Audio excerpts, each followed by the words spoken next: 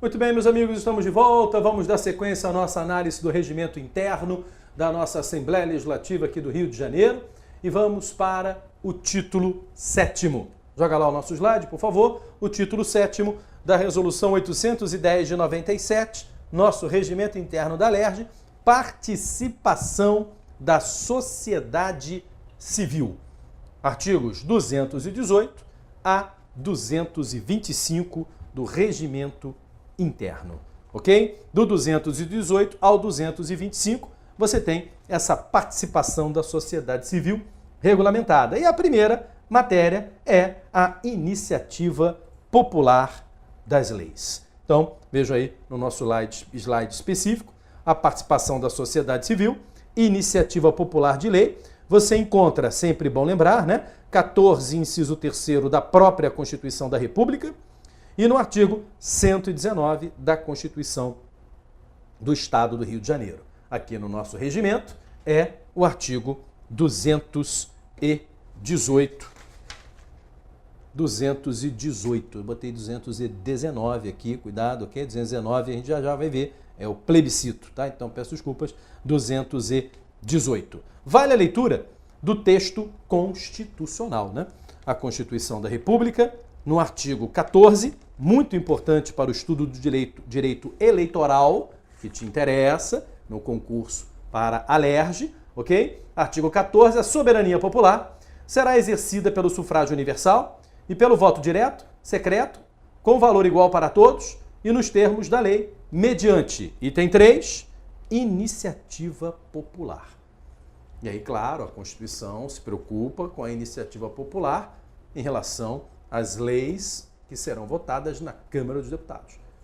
Nós vamos nos preocupar com a iniciativa popular das leis a serem votadas no Estado do Rio de Janeiro, as leis estaduais, competência da LERJ.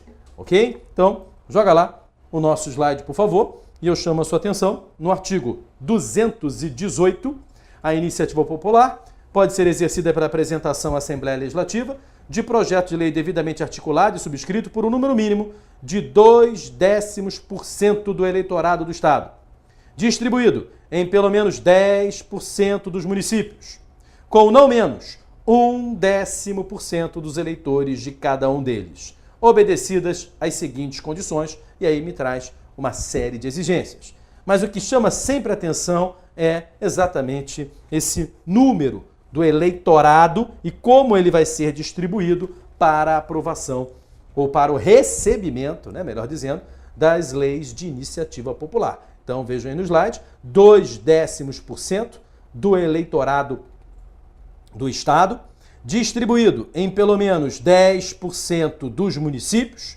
com não menos de 0,1% dos eleitores em cada um deles. Então, essa é uma exigência para que o projeto de iniciativa popular venha a ser analisado. Agora lembro o que aconteceu no final do ano passado, na Câmara dos Deputados, ao analisando o projeto de iniciativa popular que foi organizado pelo Ministério Público Federal para tentar criar normas de combate à corrupção. E o parlamento fez diversas alterações. Aquela votação de madrugada, 2, 3 dias depois que caiu o avião da Chapecoense, estão lembrados? Pegou mal pra caramba, o pessoal xingou mais do que já xingam, né? Os nossos parlamentares e tal. E o Ministério Público Federal reclamou, disse que era um absurdo e tal. E olha, o projeto de iniciativa popular não garante que ele seja votado na íntegra. É claro que ele está sujeito às modificações, às emendas parlamentares, ok? Se elas foram convenientes ou não, aí é uma outra história. Se o momento da votação foi um momento adequado ou não, aí é uma outra história. Mas, tecnicamente, eu não vi nada de errado ali, ok? Agora, também não leciona eleitoral. Vai que tem lá uma regra que a gente nunca ouviu falar. Eleitoral é bem enrolado. O eleitoral tem mais portaria do que prédio, né? Então você estuda a lei e de repente vem uma portaria que derruba tudo, diga-se passagem, absurdamente. Mas isso acontece. No entanto, tecnicamente, não me pareceu nenhum erro os parlamentares fazerem emendas, alterarem projetos de iniciativa popular. De qualquer maneira, Com base no direito eleitoral, você deve fazer uma pesquisa adequada quanto ao tema. Estará estudando para o concurso, obviamente, porque também é matéria de sua prova. Tá legal? O objetivo aqui é destacar essa quantidade de eleitores suficientes para a apresentação do projeto. Agora, ele fala, depois dessa quantidade de assinaturas, né, da sociedade civil, ele me traz no caput do 218 as seguintes condições. Olha, são 9 as condições. 9 as condições, além desse número de assinaturas. Como, por exemplo, 1. A assinatura de cada eleitor deverá ser acompanhada de seu nome completo e legível, endereço, dados identificadores de seu título eleitoral. Olha aí. Por isso, foi uma discussão lá, o Congresso falou, não, a gente coloca um parlamentar como padrinho desse projeto para não ter que fazer exatamente essa verificação pessoal. É como se fosse ele que tivesse encaminhado o projeto. A gente não precisa ficar confirmando essa numeração. Isso foi muito dito quando se explicou, né, que um parlamentar, mas foi um parlamentar que encaminhou o projeto? Não foi iniciativa popular e tal, né? Então, tá aí uma explicação interessante que foi dado à época, ok? Em relação a isso. Senão, eu vou perder um tempão analisando, conferindo tais assinaturas com as exigências aqui feitas, ok? E olha que eu não sei eleitoral, hein? Sabe o que é isso? Isso é leitura de jornal. E leitura de jornal trabalha temas da nossa área jurídica como nunca, né? E é muito útil para fins de concurso público, ok? Muito bem. Além do projetos de iniciativa popular, nós vamos encontrar também neste capítulo, joga lá o nosso slide, agora sim lá no artigo 219, a matéria referente ao plebiscito. Agora, atenção, apesar do 219 trabalhar plebiscito, de repente, vou direto nesse tema, tá? No 219, inciso 6º, olha o que eu acho lá. Aprovada a proposta de referendo popular, a mesa diretora comunicará o fato ao Tribunal Regional Eleitoral para o cumprimento do disposto no artigo 120 e parágrafos da Constituição. Referendo? Ué, não está falando de plebiscito o artigo? Olha o caput, 219. Aliás, olha a denominação do capítulo 2. Do plebiscito popular para decidir questão relevante para o Estado. E, de repente, fala de referendo. Então, volta lá no slide. Olha o que eu coloco ali abaixo do organograma. Mesmas regras para o referendo. Não encontrei nenhum artigo em separado para o referendo. Então, eu diria que teremos as mesmas regras, ok? Vale frisar que o plebiscito está no 14, inciso 1º de nossa Constituição da República, enquanto que o referendo está no 14, inciso 2º. E vale frisar também, com base na Lei 9790 de 99, Lei Federal 9790 de 99, olha lá o plebiscito, artigo 2º. O plebiscito e referendo são consultas formuladas ao povo para que delibere sobre matéria de acentuada relevância, de natureza constitucional, legislativa ou administrativa. E aí, aquela lembrança, olha lá, parágrafo 1º, o plebiscito é convocado com anterioridade a ato legislativo ou administrativo, cabendo ao povo, pelo voto, aprovar ou denegar o que lhe tenha sido submetido. Já o parágrafo 2º, o referendo, é convocado com posterioridade a ato legislativo ou administrativo, cumprindo ao povo a respectiva ratificação ou rejeição.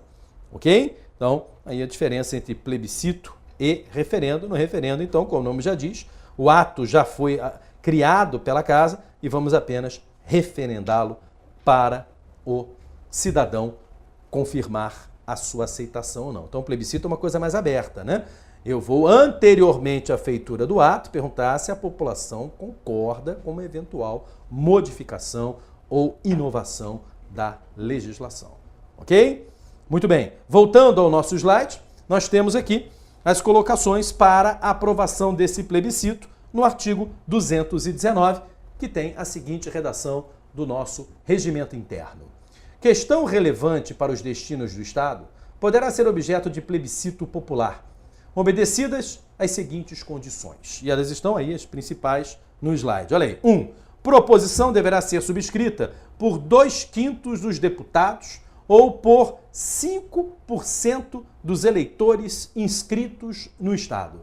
Então, 2/5 dos deputados ou 5% dos eleitores inscritos no Estado é a exigência para que o plebiscito venha a ser apreciado pela Casa com o intuito de submetê-lo à população.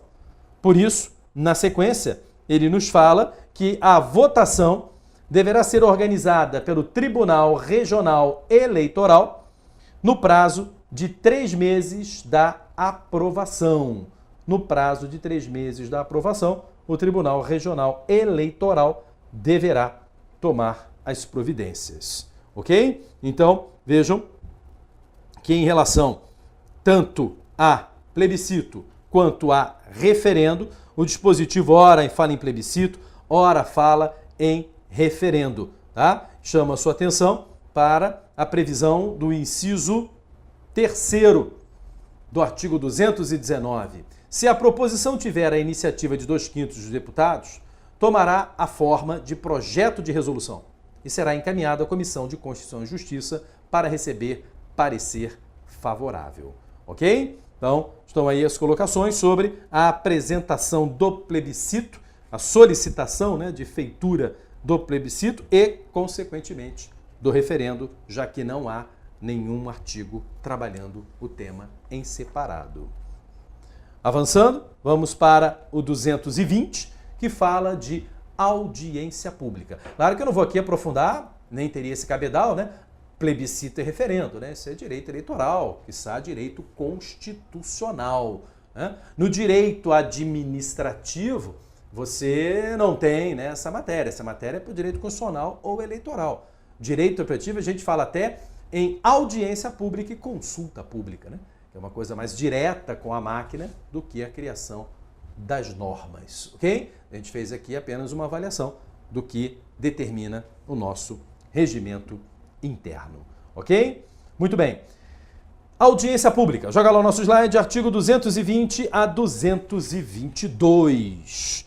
220, cada comissão poderá realizar reunião de audiência pública com entidade da sociedade civil para instruir matéria legislativa em tramitação, bem como para tratar de assuntos de interesse público relevantes atinentes à sua área de atuação, mediante proposta de qualquer membro ou a pedido da entidade interessada, observado o disposto no artigo 61 deste regimento.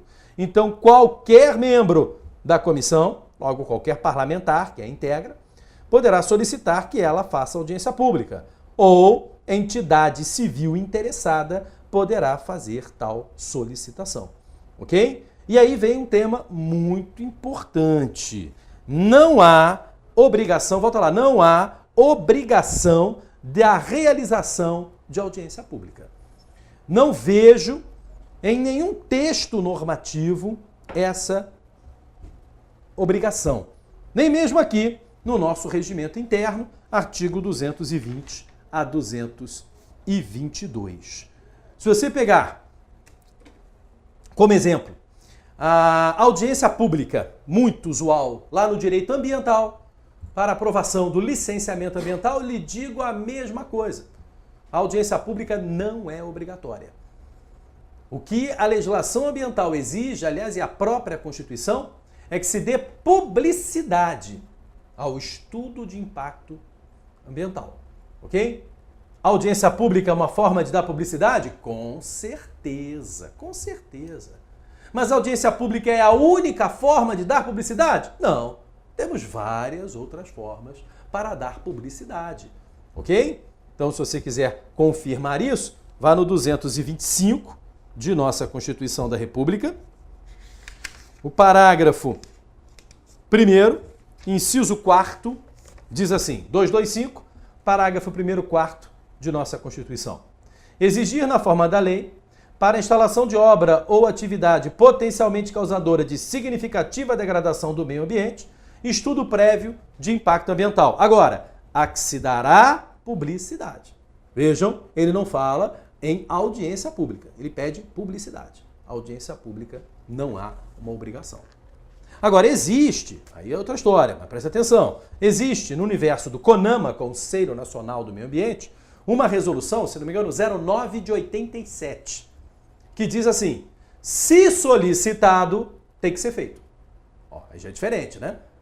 Posso não solicitar, mas se solicitado, terei que fazer essa audiência pública, ok? Aí já é bem diferente do contexto se ela é obrigatória ou não. Ela não é obrigatória, eu tenho que dar publicidade. Aliás, chamo sempre a sua atenção para a diferença entre audiência e consulta pública. Acho que merece sempre esse detalhamento, né? Audiência pública e consulta pública são temas que geram publicidade, facilitam a participação popular, ok? Porque as pessoas passam a entender o que está em discussão e participam, colaboram. E a grande diferença é a seguinte: a audiência pública é oral. Debates nas casas legislativas, ok? Essa é a ideia de audiência pública. Então o cidadão vai lá na casa legislativa, muito comum, apesar de estarmos falando em regimento interno da Alerj, muito comum acontecer essas audiências públicas na Câmara Municipal, que é a mais próxima à população. Mas vejo que nada impede a audiência pública na Alerj. O próprio regimento interno está regulamentando. Eu mesmo já fui convocado para uma audiência pública, onde participei numa exposição sobre a criação da lei da OS, aqui no estado do Rio de Janeiro, as organizações sociais, ok? Foi uma audiência pública bem interessante, para minha surpresa até bem concorrida. Então, claro que a Alerj pode fazê-la, mas é isso aí, a população vai lá, vai subir no púlpito, vai receber o microfone, vai dar o seu chilique, vai xingar todo mundo, isso aí, acabou. Participação popular, publicidade no que se deseja fazer, ok? Agora, consulta pública é por escrito. Consulta pública é por escrito. Então, na consulta pública, você tem o que o governo deseja fazer e abaixo, mande a sua opinião até o dia tal. É isso aí. O que você acha dessa proposta aqui? Até o dia tal estamos recebendo sua colaboração, sua participação, ok? Aí vem aquela frase: seu e-mail é muito importante para nós. Encaminhe a sua opinião. Isso é consulta pública. É por escrito. Audiência é oral. E o dia que você precisar lembrar isso, destaco a Lei 9784 de 99, a Lei Geral de Processo Administrativo. Se não me engano, o artigo 31 fala da consulta, deixando bem claro que ela é por escrita no seu parágrafo 1º, e o 32 fala de audiência pública. Ok? Então tá aí o contexto da diferença de consulta para audiência pública. Agora volta lá no nosso slide.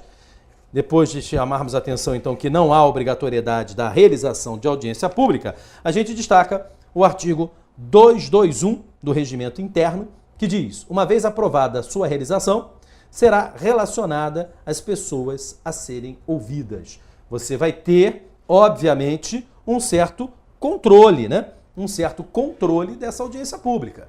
É claro que você vai ter pessoas que vão esclarecer o tema na mesa e o cidadão, que pode pedir a palavra e se manifestar durante a audiência pública. Claro que a preocupação aqui do 221 é quem vai ser convocado para ir lá, esclarecer, ajudar os parlamentares a entenderem a matéria. Então, olha o 221 do nosso regimento interno. Aprovada a reunião de audiência pública, a comissão relacionará para serem ouvidas as autoridades, as pessoas interessadas e os especialistas ligados às entidades participantes, cabendo ao presidente da comissão expedir os convites. E bem interessante, volta lá no slide, por favor, ele pede a participação de defensores de diversas correntes de opinião para, de uma forma bem democrática, a audiência pública apreciar todas as opiniões existentes sobre o tema. Olha aqui o parágrafo 1º do 221 do nosso regimento interno. Na hipótese de haver defensores e opositores relativamente à matéria objeto de exame, a comissão procederá de forma que possibilite a audiência das diversas correntes de opinião. Ok? Evidente que a audiência pública não precisa acontecer apenas na Casa Legislativa. Nós vimos, por exemplo, quando se tentou evitar pesquisas com célula-tronco, biossegurança, nós tivemos uma audiência pública muito chamativa no Supremo Tribunal Federal, que estava decidindo aquela matéria, se consideraria inconstitucional ou não um artigo da Lei de Biossegurança em relação a pesquisas de célula-tronco, ok? E foi feito lá, no Supremo Tribunal Federal, tá? Então não tem obrigação de fazer na Casa do Povo, Câmara Municipal ou Alerj. É o normal, ok? É o normal. Tá legal? Então, aí estão as colocações sobre a audiência pública. Aliás, peço desculpa, joga lá o slide, por favor. Olha aí, podia ter citado já isso. Olha a referência, Lei 9784 de 99, artigo 31, consulta, participação por escrito. Artigo 32, audiência pública, a participação em debate. Peço perdão, já poderia ter apresentado tal slide. Ok? Muito bem. No 222, fechando a audiência pública, a reunião de audiência pública será lavrada em ata, arquivando-se no âmbito da comissão os pronunciamentos escritos e os documentos que a acompanharem. É, obviamente, sempre interessante, né? Esse registro da execução da audiência pública, responsabilidade, então, das comissões que efetivamente a realizaram. Ok? E, por fim, fechando esse capítulo, nós temos duas colocações. Olha lá, joga no slide, por favor. Participação da sociedade civil. Eu tenho petições e reclamações no 223 e credenciamento de entidades e da imprensa no artigo 224 e 225, finalizando o título 7º de nosso regimento interno. Credenciamento de entidades da sociedade civil e órgãos de imprensa, sinceramente, não tenho muita coisa a destacar do dispositivo. Agora, chama a sua atenção no 223 para petições e reclamações, que devem ser encaminhadas por escrito, vedado o anonimato. O que me chamou a atenção foi o parágrafo único do artigo 223. Então, vamos lá. Olha o 223 de nosso regimento interno. As petições, reclamações, representações ou queixas contra atos ou omissões das autoridades ou entidades públicas serão recebidas e examinadas pelas comissões ou pela mesa, desde que encaminhadas por escrito, vedado o anonimato. Então, você pedir uma providência do Legislativo diante de uma petição, uma reclamação sua, você tem que se identificar por escrito, vedado o anonimato. Aí vem o curioso, parágrafo único. O membro da comissão a que for distribuído o processo, terminada a fase de instrução, apresentará relatório circunstanciado ao presidente da Assembleia, que tomará as providências cabíveis, dando-se ciência ao interessado. Joga lá no nosso slide, por favor. Olha lá. Providências cabíveis. Que providências são essas? O que a Casa Legislativa poderia fazer diante de um entendimento que uma autoridade, por exemplo, do Poder Executivo, teria cometido alguma irregularidade, teria realizado algum ato contrário ao interesse público. Por isso, recebeu lá na Alerj uma reclamação. Uma reclamação. E aí, qual a resposta que você daria para o examinador? Será que caberia ao presidente da Alerj anular um ato do Executivo? Ele deveria pontuar, né? Ele não deveria colocar simplesmente providências. Que providências? Olha, sinceramente, anular acho muito difícil. Viva a independência dos poderes, né? Claro que existe o controle externo parlamentar, mas que me recorde, anular ato da administração pública, né? Nem o controle externo via Tribunal de Contas o faz. Não sei se já percebeu, a Constituição usa a palavra sustação. Sustar. Sustar é uma coisa muito mais suave do que anular. Anular, o ato deixa de produzir os efeitos. Sustar, ele fica paralisado. Ele para de produzir os efeitos, mas ele não morre, ele não some. Anulação, o ato é extinto, parando os seus efeitos. Na sustação, o ato não é extinto, ele fica assustado, paralisa. Então, eu acredito que tem essa força toda, né? Talvez, podemos lembrar uma matéria trabalhada anteriormente. Deixa eu ver aqui qual foi o título em que nós trabalhamos essa matéria. Título 4, das proposições e processos legislativos, onde vimos no artigo 102 a moções. Moções. Moção é um instrumento pelo qual o deputado expressa seu regozijo, congratulações, louvor, repúdio ou pesar. Aí, pode ser uma alternativa, né? Fazer uma moção de repúdio à atuação. Agora, em relação à independência dos poderes, acho pouco provável que algo mais concreto do que isso venha a ser efetivamente realizado. Ok? Quando se controla atos do Executivo, regra geral, a atuação é do Tribunal de Contas e fala-se em sustação, que é a paralisação dos efeitos, mas o ato não desaparece. O ato não deixa de existir.